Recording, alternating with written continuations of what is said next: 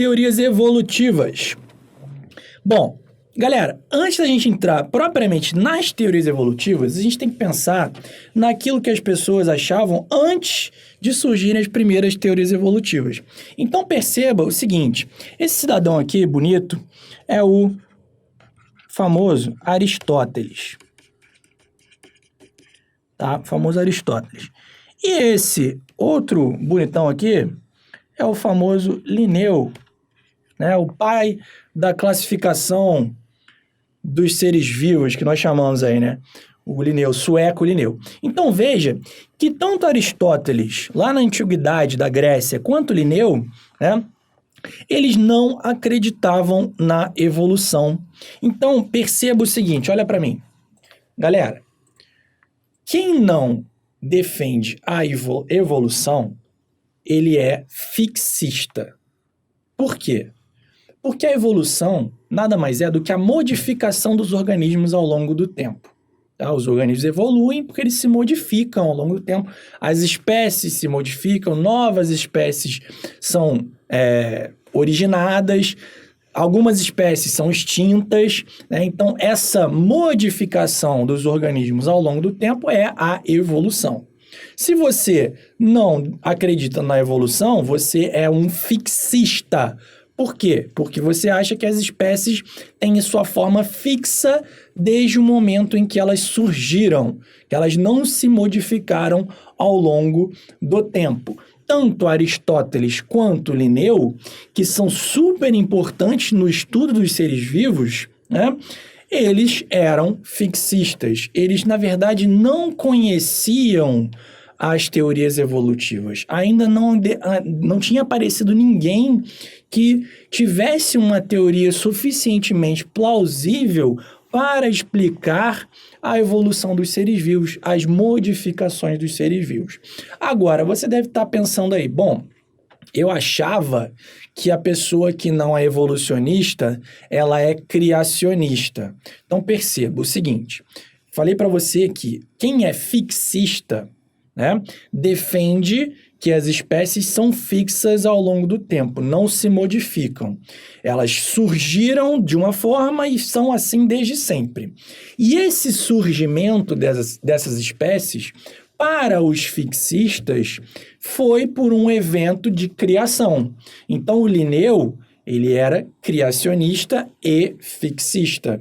Ele acreditava que Deus havia criado todos os seres vivos daquela forma e que eles não haviam se modificado desde então.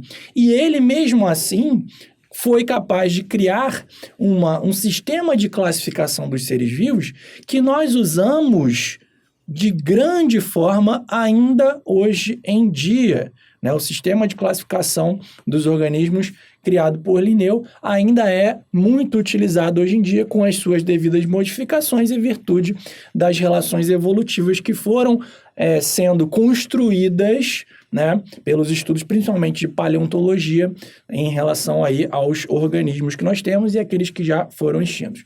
Então, galera, o que eu estou mostrando para vocês aqui é o seguinte, nós estamos falando de ciência, tá? Nós estamos falando de construção de conhecimento.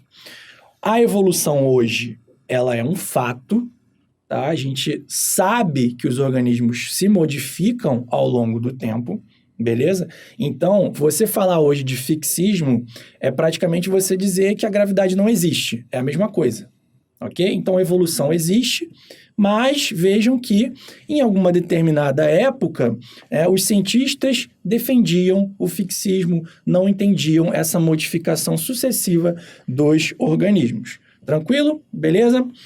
Volta aqui no slide.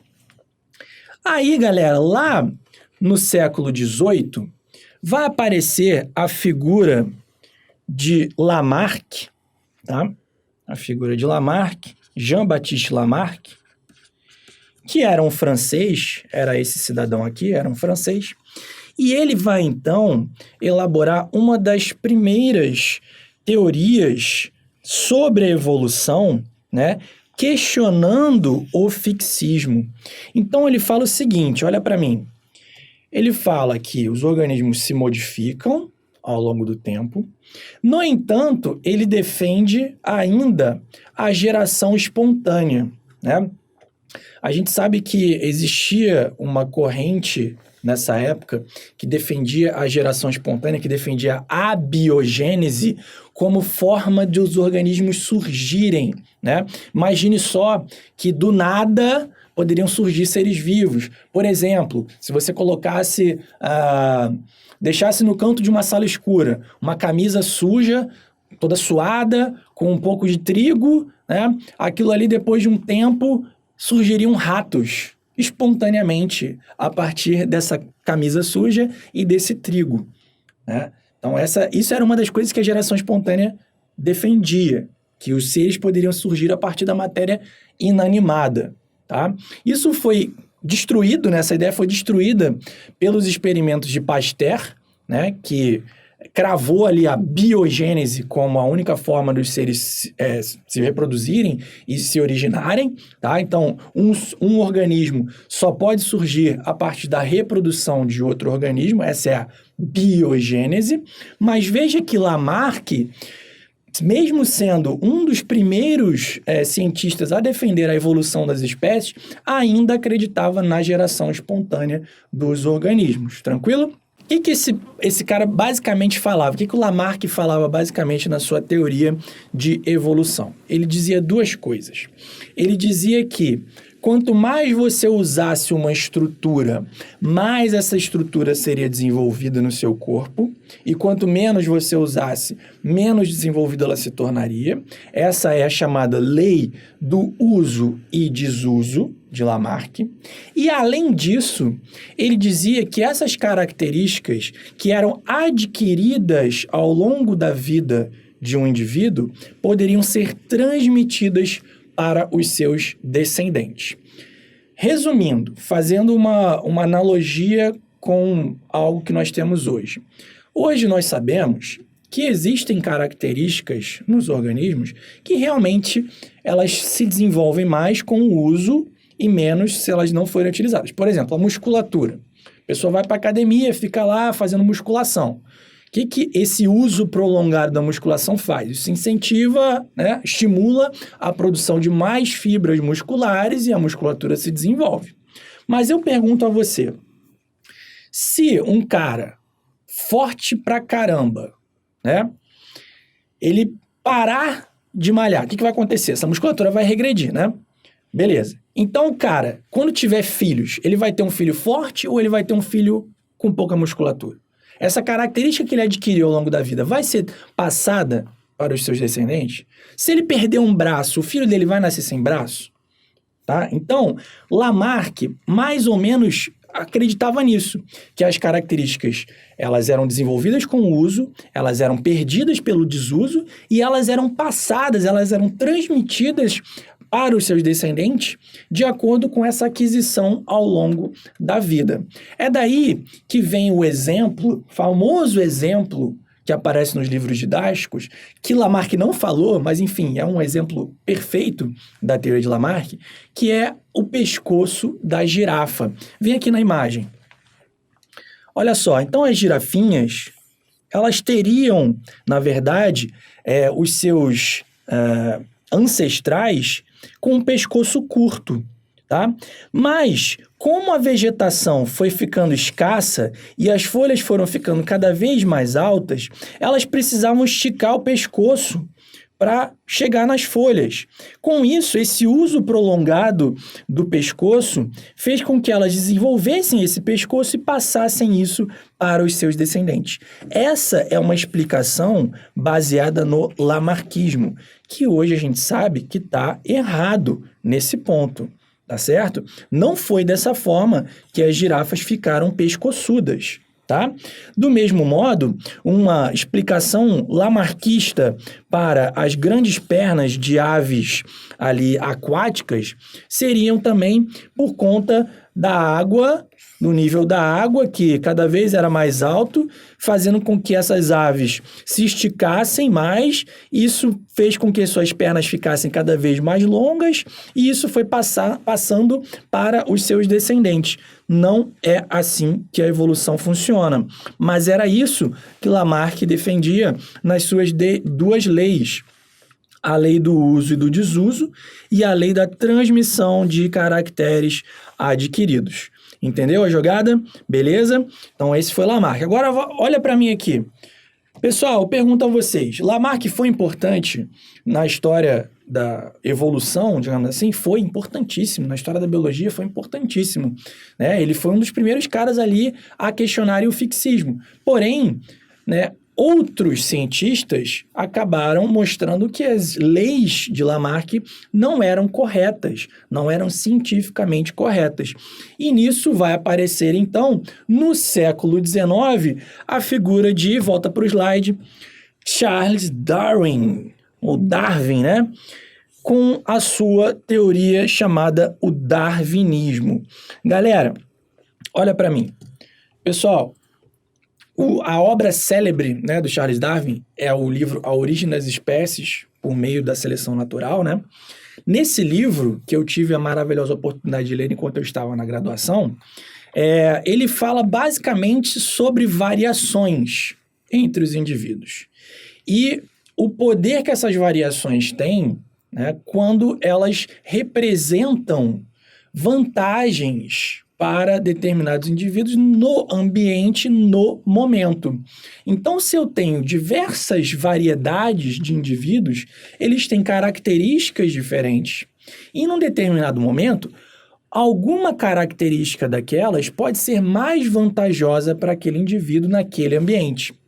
Essa característica, então, será selecionada, vai sofrer a ação da seleção natural, de uma forma positiva, né? Se essa característica for vantajosa. Então, esse indivíduo que tem essa característica vantajosa, ele está mais adaptado àquele ambiente. Ele é o mais apto naquele ambiente. Consequentemente, ele se alimenta mais, ele se reproduz mais, ele tem mais descendentes. Então, perceba que, ao longo das gerações, mais indivíduos terão aquela mesma característica. Por quê? Aquilo ali vai favorecer o seu sucesso reprodutivo. Então, como eles vão se reproduzir mais, outros indivíduos que não tenham aquela característica vão se reproduzir menos. Então, de geração em geração, eu vou ampliando o número de indivíduos com aquela característica. Então, isso faz com que as populações evoluam. E agora, presta atenção no que eu falei. As populações evoluem. O indivíduo não evolui. Galera, não é Pokémon isso aqui, entendeu? O indivíduo não vai, de repente, virar... hoje eu sou um ser humano, aí amanhã eu sou um morcego. Isso não acontece. São as populações que vão evoluindo, devido ao acúmulo de características nesse conjunto de indivíduos. Então, você vai vendo a forma como aquela população vai evoluindo, as características vão se acumulando pela ação da seleção natural. Beleza? Olha aqui no slide para você ver aqui essas informações. Olha, a sobrevivência do mais apto dentro dessas variações, né? Esse mais apto sobreviverá porque ele será selecionado positivamente pelo fenômeno de seleção natural. Se o ambiente evolui, os seres vivos também evoluem. Veja, essa ideia aqui, ela é central na evolução. Volta para mim. Pessoal, o planeta Terra, ele foi sempre o mesmo desde que ele se formou? Não. Se a gente considerar que os primeiros seres vivos surgiram há 3,8 bilhões de anos, né? De lá para cá, muita coisa mudou no nosso planeta. Temperatura, umidade, configuração dos continentes, um monte de coisa mudou. Campo magnético. Então, se o ambiente mudou, não faz sentido se os organismos não mudaram. Então, à medida que o ambiente evolui, os seres vivos também evoluem. Volta aqui no slide. E aí, as melhores características serão selecionadas, tá? As melhores variações serão selecionadas pela seleção natural. E aqueles indivíduos menos adaptados com as características menos vantajosas serão selecionados negativamente. A seleção natural vai tratar de eliminar aquelas características menos vantajosas e, consequentemente, os organismos portadores dessas características menos vantajosas. Essa imagem aqui é uma charge da época que fizeram do Darwin, né, a cabeça do Darwin, no corpo aqui de um chimpanzé. Porque os críticos à teoria da evolução de Darwin, né, começaram a deturpar as ideias dele, falando que o ser humano, então, teria evoluído a partir do macaco, o que não aconteceu, o que não é verdade e o que Darwin não falou, tá bom? Mas o pessoal não entendeu as ideias dele e começou a falar isso, tá? Bom, essa outra imagem mostra a variedade de tentilhões. O Darwin estudou muito essas aves lá nas Ilhas Galápagos, e essas variedades de tentilhões, de bicos diferentes, de cores diferentes, elas evoluíram a partir de um ancestral comum. E aí, por seleção natural, esses grupos diferentes, essas espécies diferentes de tentilhões foram surgindo ao longo do tempo. Bom, um conceito muito trabalhado pelo Darwin, pela sua teoria, é o conceito, então, de adaptação, né? O indivíduo mais adaptado, o mais apto. O que é uma adaptação? É uma característica que confere vantagem a um organismo no ambiente em que ele vive. Então, veja, a cor branca, os pelos longos, a capa de gordura de um urso polar são adaptações à vida no Polo Norte, né?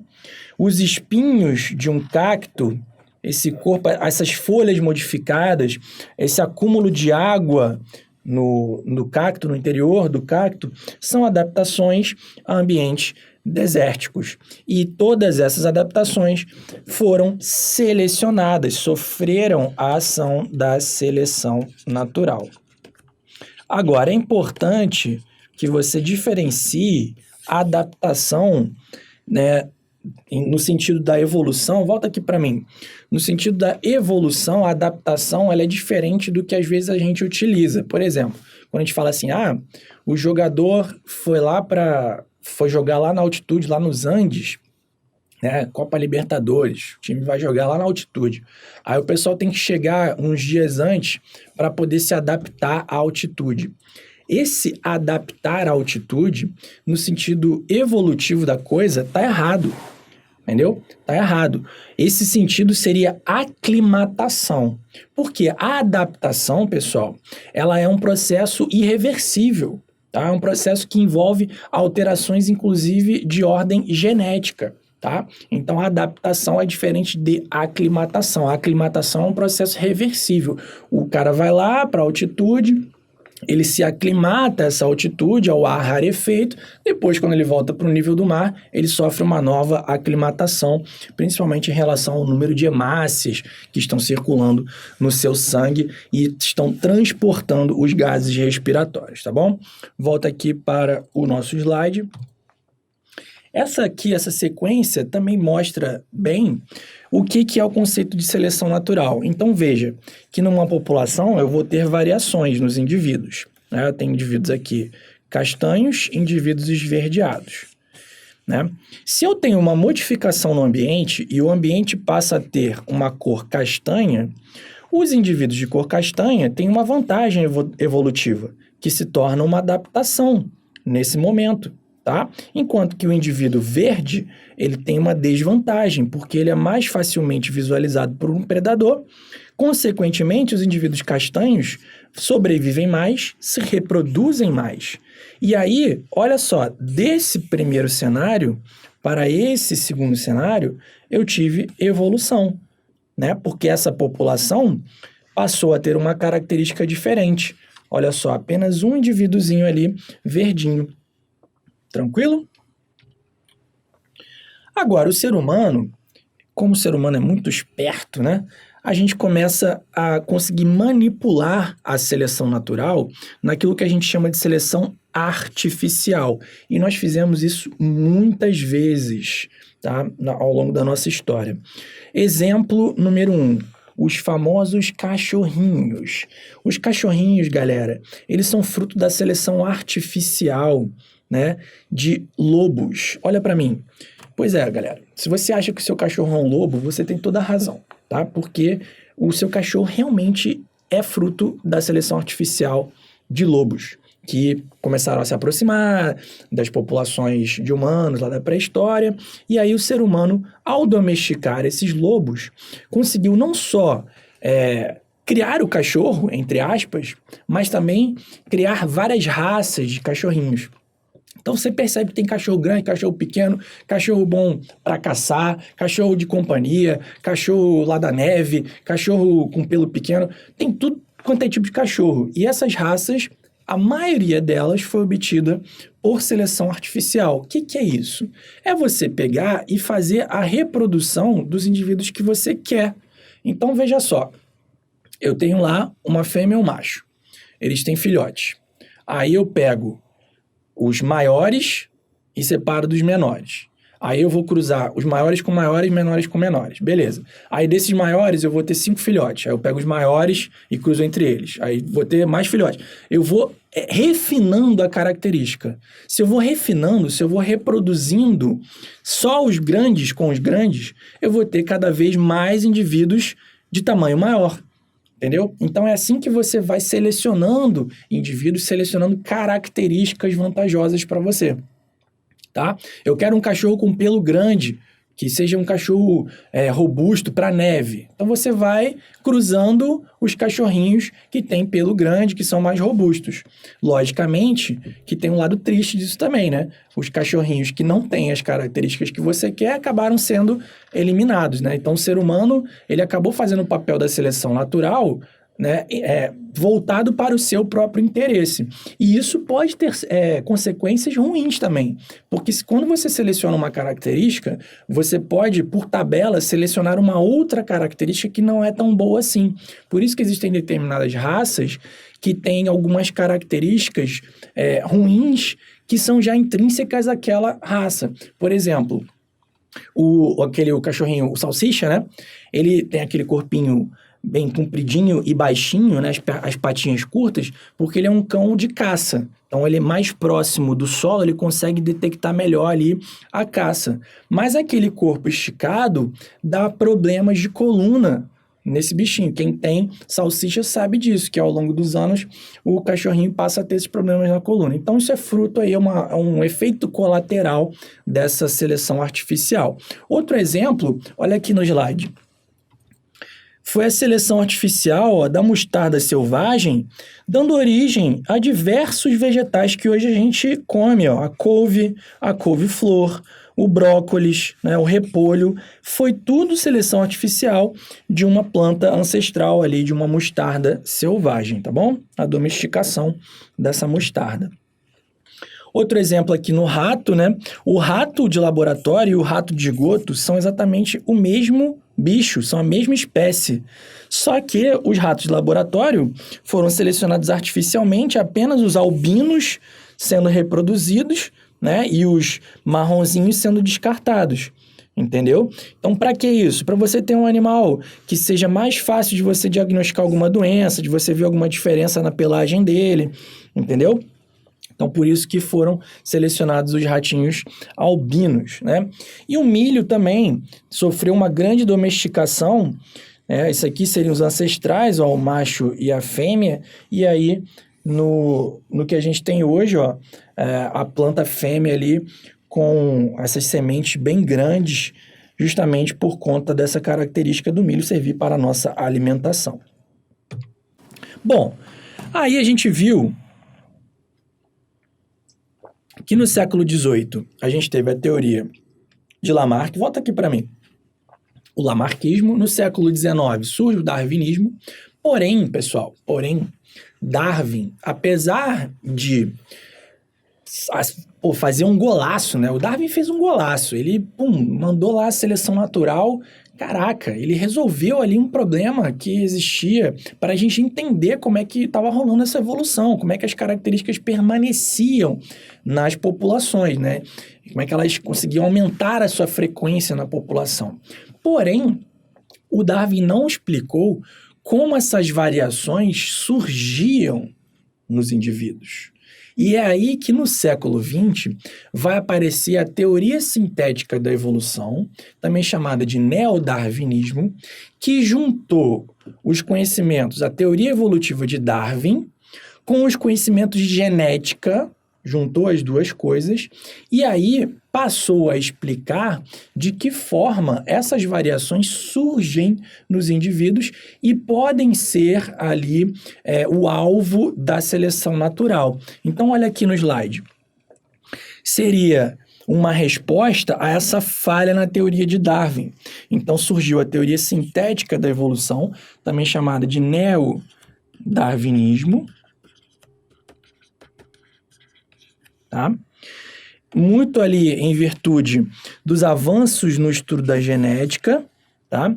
E aí a gente consegue saber que tanto a mutação gênica quanto a recombinação gênica são os produtores de variabilidade, né? Então olha aqui para mim, quando você tem mutações aleatórias no material genético, essas mutações geram variabilidade genética, né, de forma aleatória. E quando você tem na reprodução sexuada a recombinação gênica, né, quando você mistura o material genético de um indivíduo com o outro, você gera indivíduos diferentes dos seus geradores. Então, isso também produz variabilidade genética. Então, tanto as mutações quanto recombinações formam, né, aumentam a variabilidade genética das populações, e essas variações que surgem, né, que são produzidas, elas passam a ser alvo da seleção natural. Uma vez a seleção natural favorecendo uma determinada variação, ela se torna uma adaptação. Olha aqui no slide. Olha, a variabilidade, né, ela é alvo da seleção natural, e aí, permanecendo nas populações, essa variação se torna uma adaptação. Beleza? Agora, existe ainda um outro fator evolutivo, volta para mim aqui, que é a chamada deriva gênica, ou deriva genética, que é mais ou menos assim, é o acaso. Tipo, imagina que você tem uma população, tá? Aí você, dentro dessa população, você tem indivíduos verdes e indivíduos azuis. Tranquilo? Aí veio uma catástrofe. Essa catástrofe, por acaso, matou todos os indivíduos verdes, só sobraram os azuis. Foi acaso, foi azar, só sobraram os azuis. Esses azuis é que darão continuidade àquela população. Então, foi uma evolução forçada, né? Não é porque os azuis foram selecionados, não houve seleção genética, seleção natural ali. Houve deriva genética. E quanto menor uma população, maior vai ser a ação da deriva genética. Maior vai ser a probabilidade de um evento ao acaso provocar mudanças que tragam impactos para o pool genético, né, daquela população e, consequentemente, daquela espécie. Tranquilo? Lembrando que as mutações são aleatórias, tá? Elas são aleatórias. Então, veja, é uma coisa um pouco complexa de você conseguir transcender isso, mas o grande introdutor de variabilidade nos organismos foi um processo aleatório de mutações. Aí você vai pensar assim, muita gente fala isso. Então como é possível um processo aleatório de mutações gerar estruturas tão complexas, por exemplo, como um olho? Aí a resposta teve tempo para isso. Teve muito tempo para isso. E não foi do nada. Não é tipo, hoje o indivíduo não tem... O indivíduo não. Hoje os organismos não têm olhos, os animais não têm olhos, aí de repente, surgiu um olho igual o olho de mamífero. Não, foi uma coisa altamente gradual, tá? Então, houve essa possibilidade do acúmulo de modificações, o acúmulo de mutações, sofrendo seleção natural, né, gerar estruturas complexas, tá bom? Isso não é desculpa, tá? Então, volta aqui para o nosso maravilhoso slide. E aqui, olha só, a gente tem os 3 tipos de seleção natural, tá? A seleção estabilizadora,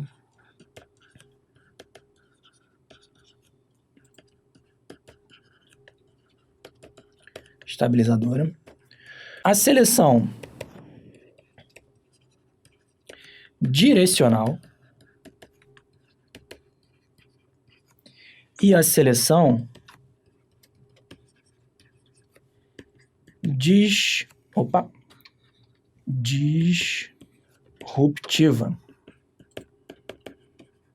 A seleção disruptiva, tá? Esses 3 tipos de seleção são muito interessantes. Por quê? Veja que a seleção estabilizadora, ela vai fazer com que as características médias sejam favorecidas pela seleção natural. Então, se eu tinha uma distribuição de uma característica, por exemplo, sei lá, o tamanho de um indivíduo, né? O tamanho dos indivíduos. Ela tinha essa distribuição normal aqui, tá? E aí, após um tempo, ela passa a ter essa outra distribuição normal aqui.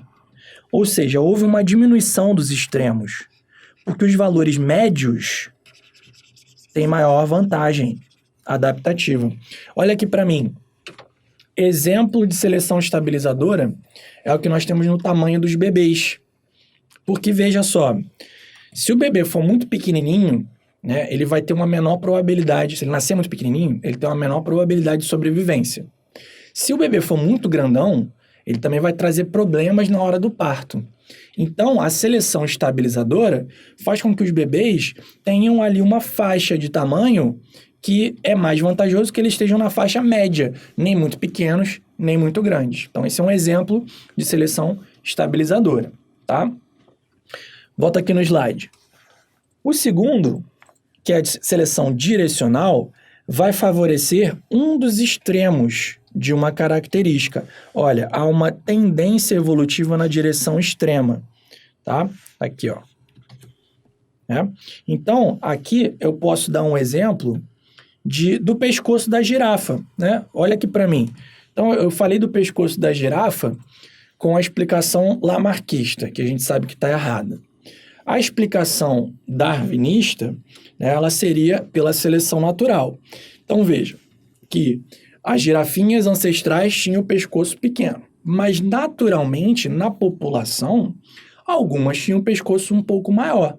Né? Não é assim em qualquer população? A gente não tem pessoas que são mais altas do que outras?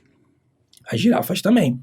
Então, o que acontece é que com o gradual aumento na altura das folhas das árvores, isso também foi selecionando gradualmente os indivíduos mais altos, que se alimentavam mais e se reproduziam mais.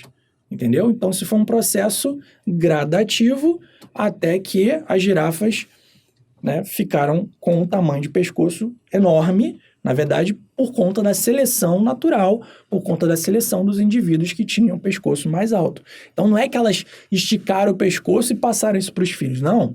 Elas já tinham naturalmente o pescoço mais alto e foram selecionadas. E, consequentemente, se reproduziram e aí os filhos também tinham essa característica. Tá? Porque elas não adquiriram durante a vida, elas herdaram dos seus pais. Beleza? Então, a seleção direcional, ela vai em direção a um extremo. Ela foi, no caso das girafas, na direção do pescoço mais alto, tá? Volta aqui no slide. E o terceiro tipo é a seleção disruptiva. Na seleção disruptiva, o que acontece é o seguinte: os extremos, ambos os extremos, têm maior valor adaptativo e a característica média tem menor valor adaptativo. Vou dar um exemplo sensacional, olha para mim.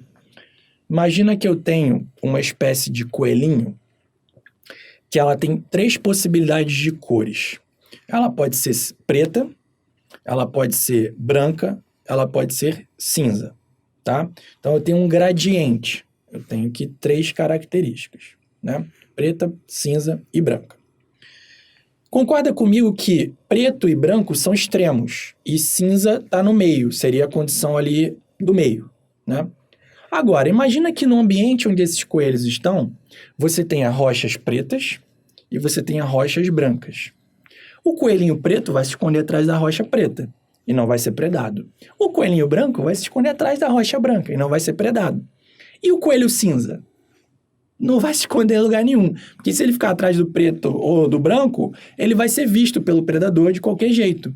Então, a seleção disruptiva, nesse caso, ela vai favorecer os extremos, o preto e o branco. O cinza vai morrer, vai ser selecionado negativamente. Então, pretos e brancos vão se reproduzir mais, vão ter mais descendentes, e os cinza vão se reproduzir menos e vão gradativamente diminuindo a sua frequência na população. Essa é a seleção disruptiva. A seleção disruptiva, pessoal, já vou adiantando o filme, ela está muito associada a um tipo de especiação dentro da mesma área geográfica, a especiação simpátrica, como a gente vai ver hoje ainda mais para frente. Volta aqui no slide então, por favor. Olha aí, falando em especiação, para a gente falar de especiação, a gente precisa conhecer o conceito biológico de espécie. O que é esse conceito biológico de espécie? Na verdade, espécie, pessoal, tem vários conceitos, tem várias definições de espécie, né? O que a gente mais utiliza é o conceito biológico, que diz o seguinte, que uma espécie é um conjunto de indivíduos muito semelhantes, capazes de reproduzir entre si, naturalmente, e gerarem descendentes férteis, ou seja, que também possam gerar descendentes. Então, olha aqui para mim. Eu falo que uma espécie, de acordo com o conceito biológico, é o conjunto de indivíduos semelhantes, parecidos, que se reproduzem naturalmente e geram descendentes que também conseguem se reproduzir. Importante detalhe aqui, isso tem que acontecer naturalmente, não pode ser em cativeiro, porque em cativeiro nós temos exemplos de espécies diferentes que se reproduzem e geram descendentes férteis, como, por exemplo, o tigre e o leão, que na natureza não se encontram porque estão em ambientes diferentes, geograficamente separados, mas se artificialmente você colocar esses animais, que são de espécies diferentes, para reproduzir, eles geram descendentes férteis, tá? Então, essa é um detalhe importante para a definição, para o conceito biológico de espécie, que eles têm que se reproduzir naturalmente, tá bom? Voltando para o slide, outro conceito de espécie é o conceito filogenético, que diz que uma espécie é o menor grupo de indivíduos que partilham um ancestral comum diferente de outro grupo. Vai ser baseado em características moleculares e morfológicas. Tá? Então, esse é o conceito filogenético de espécie. Agora, galera, volta para mim. Importante frisar o seguinte aqui também. Esses conceitos não vão servir para todos os casos. Por exemplo, mesmo o conceito biológico de espécie, que a gente utiliza de uma forma mais extensa, ele não vai servir, por exemplo, para seres de reprodução assexuada. Por quê? Uma bactéria, como é que eu vou dizer que uma bactéria se reproduz com a outra e produz descendentes férteis, se ela não faz reprodução sexuada? Entendeu? Então, o conceito biológico de espécie só vai servir para organismos que fazem reprodução sexuada, tá bom? Volta aqui no slide. Olha só, então o conceito de especiação, ele implica no seguinte: quando populações de uma mesma espécie acumulam diferenças suficientes que incompatibilizam a sua reprodução, temos o surgimento de espécies diferentes, né? Então, volta para mim. Se eu estou falando para você que uma espécie é um conjunto de indivíduos capazes de reproduzir, se eu passo a ter um conjunto de indivíduos que não são capazes de reproduzir e gerar descendentes férteis, eu digo que aquilo ali são espécies diferentes. Então, quando evolutivamente uma espécie se divide e gera dois grupos isolados reprodutivamente, eu tenho um fenômeno de especiação. E a especiação, ela pode acontecer de diversas formas. A forma que a gente mais vê por aí nos livros e tal, nos concursos, é a especiação alopátrica. O que é isso, a especiação alopátrica? Vem aqui no slide. Eu vou passar aqui e depois eu volto. Ó, a especiação alopátrica, ela exige um isolamento geográfico prévio. Então, visualiza só essa situação aqui. Eu tenho uma espécie de aves, né? Aparentemente são aves isso aqui. E aí, eu tenho o surgimento de uma barreira geográfica que separa essa população em duas. Ao longo do tempo, a população desse lado sofre modificações, a população deste lado sofre outras modificações. O acúmulo de modificações diferentes leva ao surgimento de duas espécies diferentes, que não são mais capazes de se reproduzir. Tá? Então, a partir do momento que eu tenho isolamento reprodutivo, elas são espécies diferentes. Durante esse processo, vai ter uma fase em que existe o isolamento geográfico, mas não existe o isolamento reprodutivo. Então, por exemplo, se eu conseguisse desfazer essa barreira no meio do processo, antes do isolamento reprodutivo, eu poderia restabelecer o fluxo gênico e interromper o processo de especiação. Beleza? Então, a especiação alopátrica exige um isolamento geográfico anterior ao isolamento reprodutivo. É o que a gente tem aqui nesse esqueminha, ó. Alopatria. Então, a população original, forma-se uma barreira, né? E aí, as populações em isolamento vão sofrer modificações diferentes, ação da seleção natural diferente, né? E aí, no futuro, duas novas espécies distintas que não conseguem se reproduzir, isolamento reprodutivo, tá? Outro tipo de especiação que também acaba aparecendo bastante por aí é a simpátrica, a especiação simpátrica, que eu falei ali sobre a seleção disruptiva, que tem a ver com isso. Por quê? Veja bem, na especiação simpátrica, eu tenho uma população original e eu tenho a origem de uma nova espécie na mesma área geográfica da espécie original. Então, eu tenho um acúmulo de modificações genéticas em alguns indivíduos dessa espécie, aliás, dessa população, tá? Então, é dentro da população e isso gera um isolamento reprodutivo e a especiação. Olha aqui para mim. Galera, então perceba que na especiação simpátrica não há isolamento reprodutivo. Por que que a seleção disruptiva pode levar a essa especiação simpátrica? Porque como ela seleciona os extremos, isso pode vir acompanhado também de preferências sexuais entre os indivíduos. Por exemplo, lembra lá, vou voltar nos coelhinhos pretos e brancos, né? Se rolar uma situação ali de coelhinhos pretos só se reproduzirem com coelhos pretos ou preferirem coelhos pretos e os brancos só preferirem coelhos brancos, pode rolar um início de um isolamento reprodutivo ali. Pode rolar uma seleção natural diferenciada entre esses indivíduos, né? Um acúmulo de modificações genéticas que leve a um isolamento reprodutivo dessas duas populações, mesmo estando na mesma área geográfica. Então, a especiação simpátrica, ela está muito relacionada à seleção sexual também. Tranquilo? Volta aqui no slide. Olha só. Existem outros dois tipos de especiação, a peripatria e a parapatria, né? A especiação peripátrica e parapátrica, que não são tão exploradas assim, não são tão faladas assim, mas são bem interessantes. Por quê?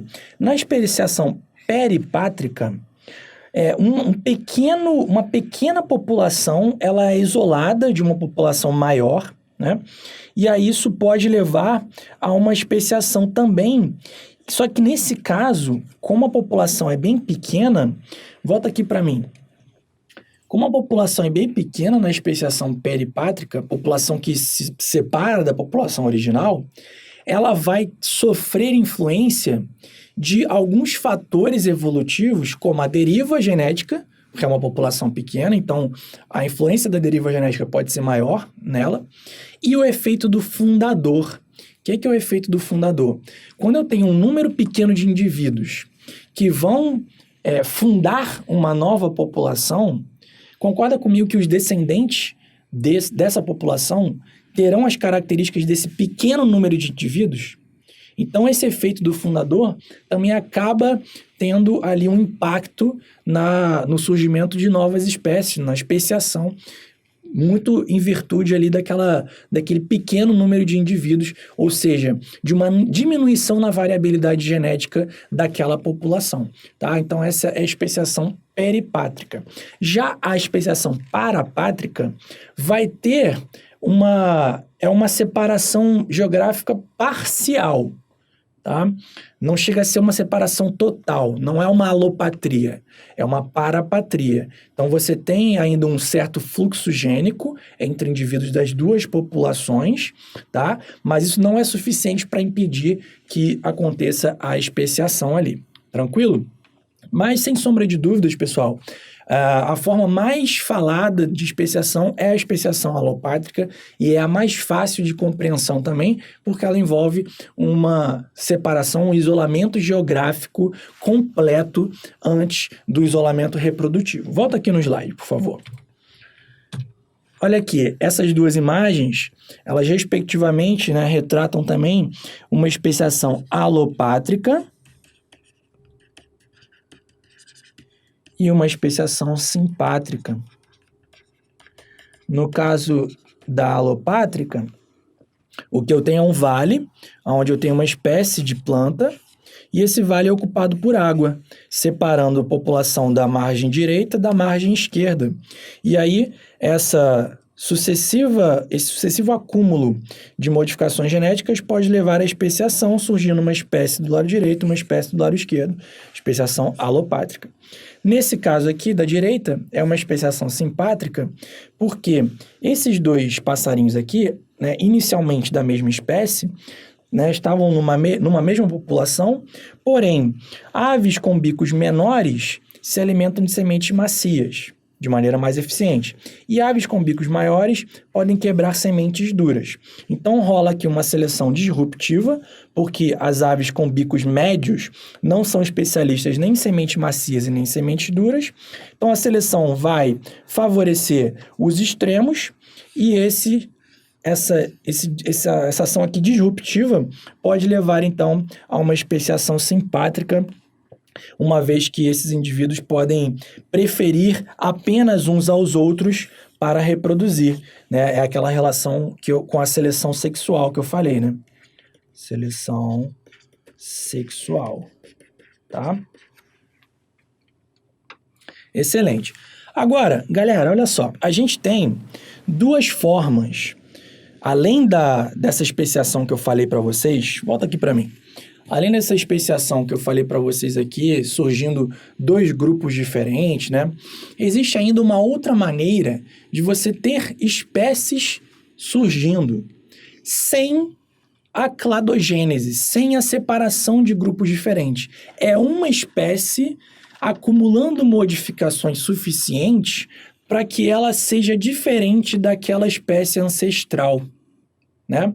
Então, é o acúmulo sucessivo de modificações, né, que vão sendo selecionadas numa determinada espécie como um todo, sem eventos de cladogênese, sem eventos de separação em espécies diferentes. Então, é uma espécie dando origem a uma outra espécie ao longo do tempo, tá?